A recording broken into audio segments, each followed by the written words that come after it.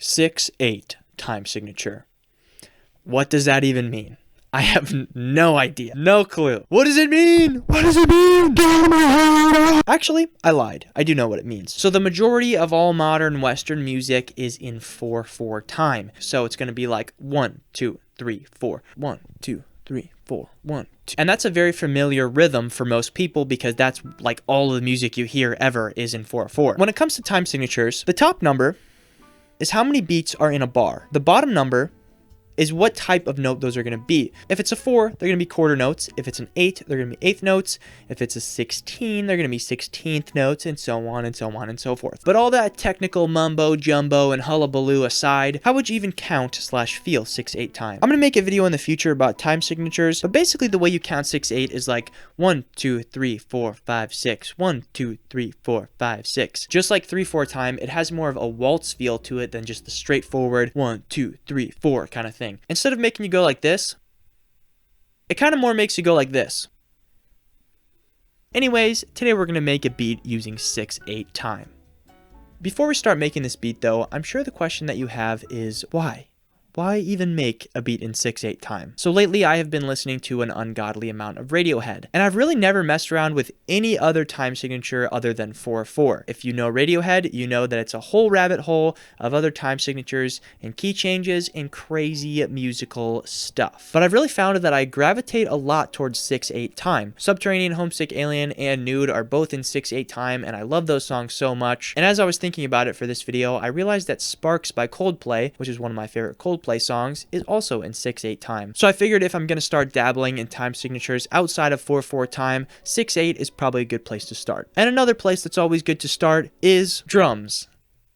They're a pretty good place to start. So a pretty common 6/8 drum pattern is to have the snare hit on the 4 when you're counting it out. This is how both of the Radiohead songs and the Coldplay song do the drum pattern, which is what I'm going to be doing today as well. 1, 2, 3, 4, 5, 6. 1, 2, 3, 4, 5, 6. As you can see, that snare is hitting on the 4 every time, and it has that very waltzy kind of feel to it.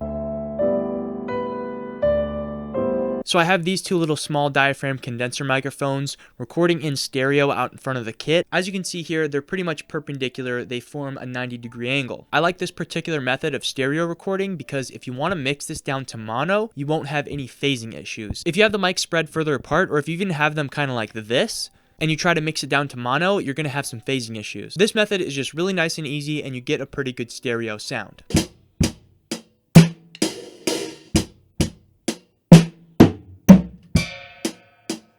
Let's see how that sounds. Maybe good, maybe bad. Sometimes maybe good, sometimes maybe shit. Thankfully, it's only been a matter of a few seconds for you, but for me, those drums took a very long time to chop up and mix and everything. And by the time I was done with that, I kind of just got carried away working on the beat, but I came up with this chord progression. I ended up just kind of taking inspiration from both Radiohead and Coldplay for this chord progression, but the main part is pretty simple. I basically just play these two chords back and forth.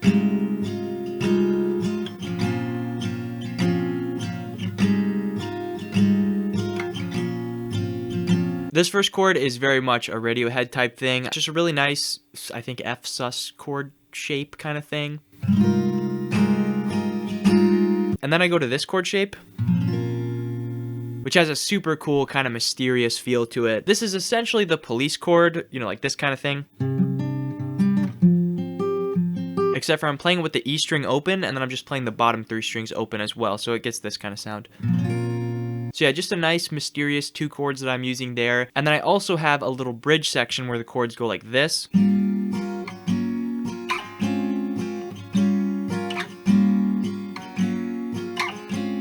And obviously that right there sounds very much like the Coldplay song I was talking about. I didn't really mean to do that at first. I actually had a different 2 chords at first, but then I just ended up going like this.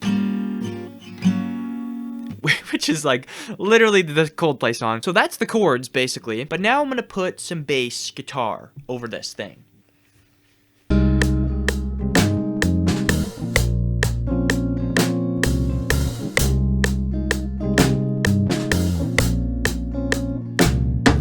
So now for this next section, instead of having all the extra little stuff in there, I'm just gonna do a simple little boom, boom, boom.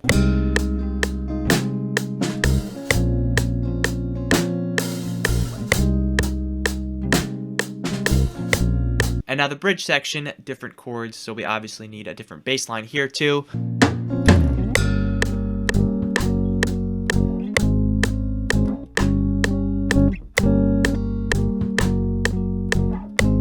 And there we go. I'm also going to add a nice little melodic lead guitar part in there as well. It's not going to be anything too crazy, but I just want to have a little something to complement the chords.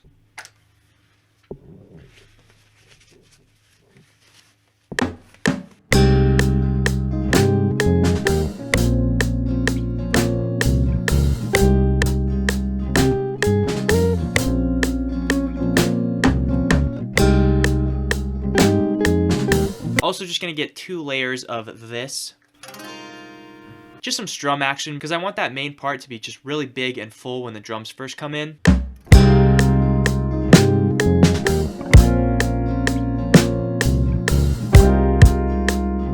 So I did play the main guitar chords on electric guitar, but I think I want to also record a take of acoustic guitar. I think just getting some nice acoustic strums in there is going to sound really good.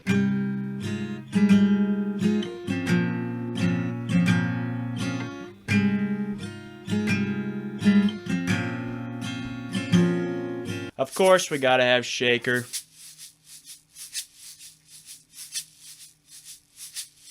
I'm thinking maybe tambourine on the snare too, or something. We'll see how that sounds. It's sounding good so far. Piano? Should we do piano? That'd be pretty crazy if we did piano. So very not good at piano. It's really dark. You can't really see it, but whatever. I don't even care at this point. Sounds pretty good. At this point, my brain is kind of fried because I've been working on this beat for like 3.5 hours now. But I actually really like this beat so far. It's definitely one of my favorites that I've made in a while. This just really forced me outside of my comfort zone and made me really think outside of the box with the stuff I was coming up with. And honestly, I think this ended up being more of like a composition / full song than just a beat, you know? I'm definitely going to go in there and add some various weird synth sounds. I also have to figure out what I'm going to do for that little intro section because I just don't have anything there yet. But for now, I think I'm going to call it, and that just about does it for me in this video here today. I hope you guys enjoyed this video here today. I definitely enjoyed making it for you. I've discovered that I actually really like 6/8 time signature. It's definitely one of my favorites besides, you know, good old 4/4. And I'm definitely going to be experimenting with more time signatures outside of 4/4 in the near future. I think I just kind of reached that stage in my musical journey where I'm like, I gotta learn something weird now. I gotta get some 7/4 in there. I gotta get some modulation in there. Anyways, that's gonna do it for me. Go check out my social media if you want to do that. I absolutely hate social media, but if you want to go check it out, go ahead. I love you guys. Thank you for watching, and I will see you all next time.